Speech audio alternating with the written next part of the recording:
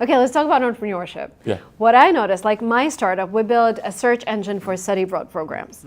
If you ask me now, like, would I build something like this in 2025? Of course not. I will just build an AI bot. Yeah. So it looks like a lot of business ideas, especially online, you only have like 2 or 3 months before OpenAI comes up with another model that solves your problem. Yes.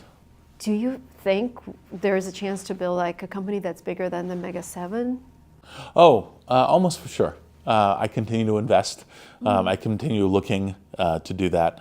And I think there will be, I think we're, whatever count you have, 5, 7, I think there will be 10 to 15 over the next 5 to 10 years. I think we're broadening out that way. Now, you don't do it by building a company that is like, I'm going to build the new iPhone company. Like, I just have a new idea for an iPhone. Like, it isn't, look, once a company is really established in its position, you don't actually take it from behind. What you do is the technology gives you a different angle and you start building from something else. Like, who would have thought 5 to 10 years ago that Nvidia would be the, oh yeah. yes. Oh yeah. Right. So it's different angles by which it happens. Now, and the fact that, there's, going to be a limited number of what are called frontier models, the largest scale AI models, doesn't mean that there aren't room for mega AI startup companies, because it's not only the technology model is not the only thing that matters. It's kind of like, how is it productized? How is it integrated into people's lives? What's your go-to-market strategy? How do those things work? And you can still create businesses that have network effects, marketplaces, other kinds of things that can be, in fact, very big. And so I, we at Greylock, myself, we're kind of looking at all of the things that could create the next big mega companies. And that's generally speaking what you're looking to invest in. Now, that being said, if someone came along now and said, I'm going to try to build the next OpenAI from scratch right now, it's like, well, there is an OpenAI that's doing a really, really good job. What should entrepreneurs look at? What industries? The thing that I had predicted 15 months ago when I was talking to my partners at Greylock is that we were going to see a whole bunch of enterprise apps. We were going to see, kind of workflow, productivity, coding apps, legal assistants, medical assistants, tutors, all that stuff. All of which is great. And I said, look, I'm happy to invest in a bunch of these things. It's not $1 billion company. Well, things don't start as $1 billion company. It's the question of how big and strategic and economic do these businesses get? Now, for me, I tend to like to be surprised by the entrepreneur who's thinking in a new direction that most people aren't thinking. It was like one of the reasons the first investment that I brought to Greylock was Airbnb, right? Because it's similar things. Literally, my partners at Greylock, I was like, people are gonna rent a room or a house from other people? Like, is this real?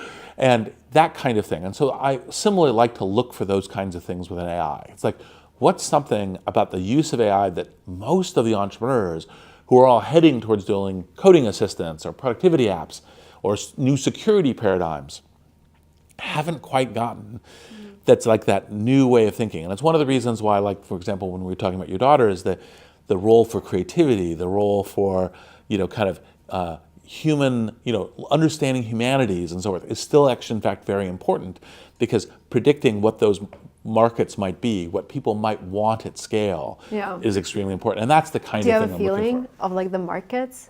Some. That will be like completely changed by AI, and that's the opportunity. Look, an obvious one is kind of looking at the set of different categories that people aren't, per se thinking about, whether it's marketplaces or human networks of various sorts, and saying, hey, can AI do something interesting here? And, I don't usually, when I'm ideating on ideas, say them in a...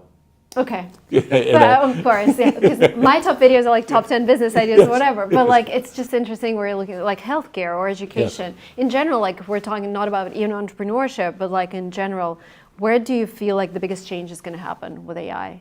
Like what's going to be transformed? I'm hoping healthcare. Well, I think healthcare is an obvious and very important one. Think about, we have the technology today to have a medical assistant on your smartphone that's better than your average doctor, that's available 24/7 to everyone with a smartphone, that runs at under, call it a couple dollars an hour in terms of compute costs to run it. we should get that as soon as possible. That doesn't mean doctors are out of work. There's all kinds of things for doctors to do, because among other things, the app may say, hey, these are the 3 things in most probability from these things, but then the doctor knows, oh, these are the things that I'm seeing in the symptom that you didn't tell the AI that's actually really important that we need to do. There's all kinds of, and a doctor can spend more time with patients because the AI, like, hey, look, I had this whole conversation with my medical assistant, and here's what I came up with, and goes, oh, well, let's spend more time on this one and spend some time, because that's all faster given the economics of it. So I think that is clearly going to happen, should happen as fast as possible. Another one is a tutor for every subject on every age. And to make this kind of like a personal comment, like I've always been curious to understand quantum mechanics better, because we have this whole new world of quantum computing, and I'm trying to understand it. And I can repeat the stories that we read, but understanding it in some depth is one of the things I've always wanted to do. Well, now I have a tutor that's infinitely patient. They can say, oh, here's the thing that you need to understand. These are the questions you have about what the observer effect in quantum mechanics is, and here are some of the ways to think about it.